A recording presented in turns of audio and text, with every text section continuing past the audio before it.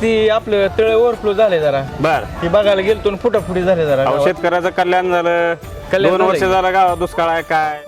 गाडी घेऊन गाडी गाडी गाडी घेऊन जातो काय रे तू गाडी घेऊन जातो काय त्याला नीट सांगा आता काय राव त्याला सांगितलं.